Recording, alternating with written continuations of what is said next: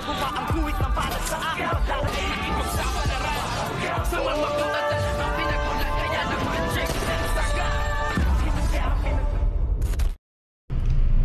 Good morning mga kachikas and welcome sa aking munting channel dahil nga sa pinakitang kabayanihan ng ating bidang si Tanggol. Ngayon nga ay masayang-masaya nga itong si Aling Tinding nang makita nga niya ang kanyang apo na nakaluklok na sa kanyang pwesto bilang isang mayor, at ngayon nga ay hindi niya alam ang kanyang gagawin dahil nga sa wakas ay matatapos na rin ang kasamaan ng mga girero, at dito naman nga ay si Tanggol nga ang iniluklok ng bayan at ng buong Maynila na siyang maging mayor dahil nga ito lamang ang kanilang tagapagligtas at nang mabago nga ang lahat ng kalakaran na piginawa nga ng mga girero, at ngayon nga ay si Tanggol na ang siyang mamamahala nga o siya na ang ama ng bayan.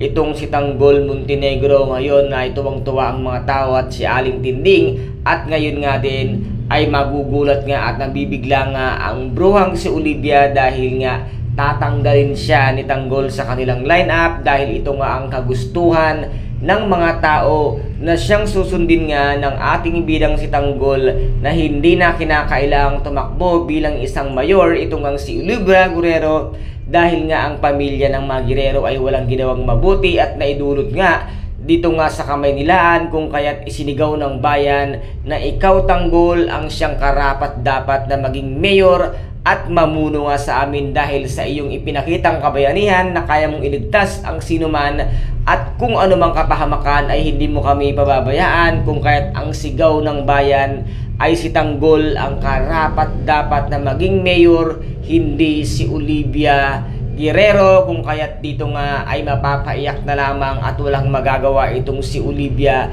dahil mismong mga tao na ang nagnanais at sumisigaw na si Tanggol ang karapat-dapat na maging mayor at mamuno sa kanilang lugar dito nga sa Kamaynilaan. Kaya guys, napakarami po nating mga dapat abangan sa mga susunod na episode dito nga sa FPJ ang Batang Quiapo. At kung nagustuhan po ninyo ang aking videos for today, paki-subscribe na lamang po ng aking channel, paki-like and share para maging update kayo sa lahat ng gagawin kong videos. Maraming salamat po. Ingat, God bless and bye-bye!